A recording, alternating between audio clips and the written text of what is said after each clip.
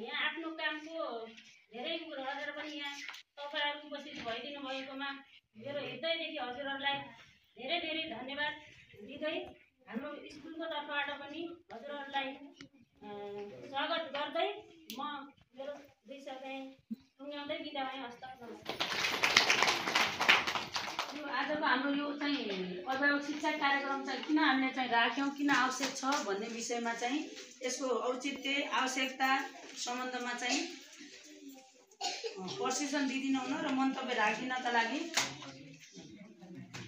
म चाहिँ सामाजिक विकास कार्यालय अछामका प्रमुख श्री डम्बर बहादुर रावलजी लाम्बुको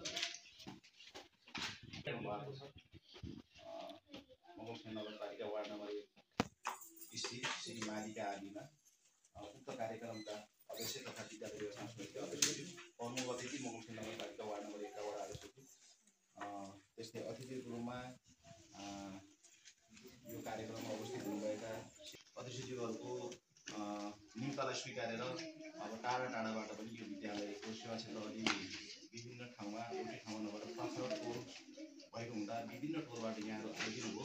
यसका लागि यहाँहरूलाई विशेष गरी धन्यवाद दिन चाहन्छु, किनभने कहिलेकाहीँ हाम्रो काम गर्दाखेरि काम गर्ने क्रममा पनि भएको पहिलोचोटि म 7 वर्ष जति अछाम जिल्लामा बसेको र दोस्रोचोटि 4-5 वर्षमा बाहिर बसेर फेरि पनि अछाम जिल्लामा आएको 2-4 महिना जतिको 2-4 महिनाको पिरियडमा पनि अछाम जिल्लाका विभिन्न स्थानीय तहका विभिन्न विद्यालयहरूमा म पुगेँ विभिन्न कार्यक्रम गर्न वा विभिन्न विद्यालयहरूमा हेर्नको लागि विद्यालयको अवस्था के छ, अछाम जिल्लाका विभिन्न विद्यालयको अवस्था के छ भनेर बुझ्नको लागि म विभिन्न ठाउँमा दुर्गम ठाउँमा हाम्रो अछाम जिल्लाका धेरै रिमोट एरियामा मतलब छैन, आफूसँग मतलब छ, अरूसँग यिनीहरूको केही पनि मतलब छैन। किनभने आज हामीले बच्चाहरूलाई पनि किन सँगै राख्ने, यो बालिका केन्द्रका बच्चाहरूलाई पनि किन सँगै राख्ने भने यी बच्चाहरू भनेका के हो भने यिनीहरू कसैसँग यिनीहरूको मतलब हुँदैन।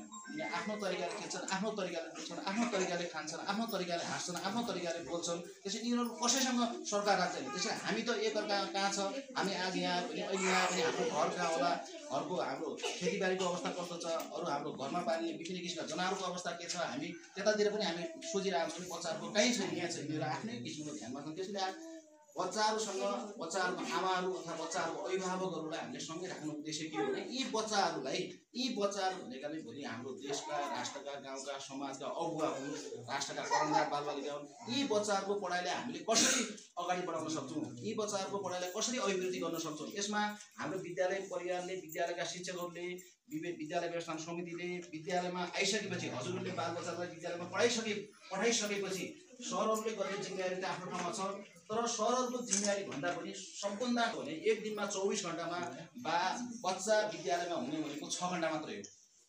6 घण्टा विद्यालयमा हुन्छ। आफू क्यालकुलेसन गर्नु 10 बजेदेखि 4 बजेसम्म 6 घण्टा जति कुनै पनि बच्चा विद्यालयमा हुन्छ भने 18 घण्टा बच्चा आफ्नो आमा बुवासँग हुन्छ, दाजुहरूसँग हुन्छ, भाइहरूसँग हुन्छ, दिदीहरूसँग हुन्छ। त्यसैले 18 घण्टा बच्चा आफूसँग हुन्छ, 6 घण्टा मात्रै हामी स्कुलमा पठाउँछौँ। त्यसैले 6 घण्टामा सबै कुरा हुन सक्दैन। त्यसैले 18 घण्टा जोसँग हुन्छ उसको जिम्मेवारी पनि धेरै छ। जिम्मेवारी त अरू हामीले बच्चाहरूलाई खानेदेखि बस्नेदेखि लुगादेखि सब कुरा गरेका छौँ, तर हाम्रो यो पढाइलाई कसरी यिनीहरूलाई सिकाउन सकिन्छ हामीले घरमै पनि सिकाउन सक्छौँ।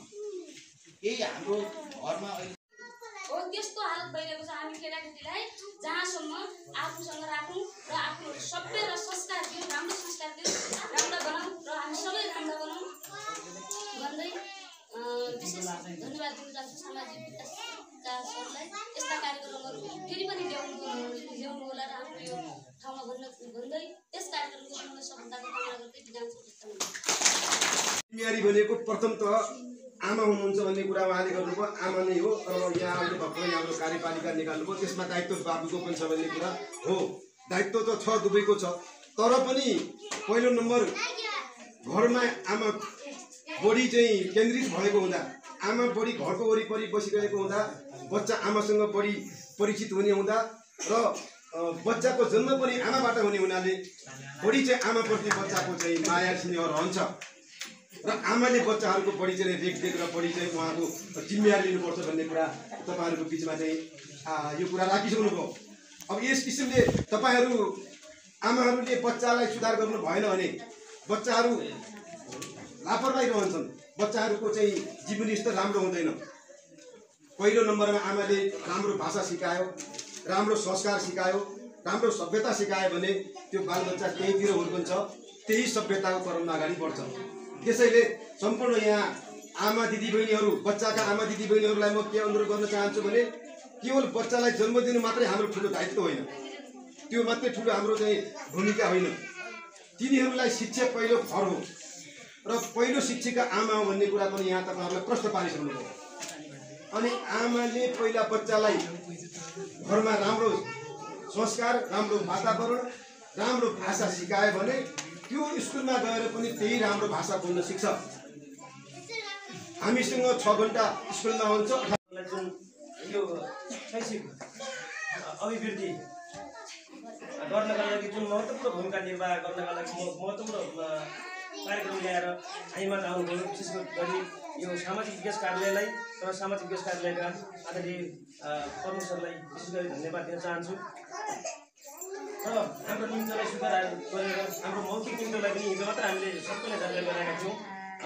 तापनि छोटो समयमा पनि हाम्रो जो निम्तो विद्यालय परिवारको निम्तोलाई स्वीकार गरेर यहाँ उपस्थित हुनु भइदिएकोमा आजका जनप्रतिनिधिहरू सम्पूर्ण लगायत आम अभिभावक जीवहरूलाई पनि विशेष धन्यवाद दिन चाहन्छु। म धेरै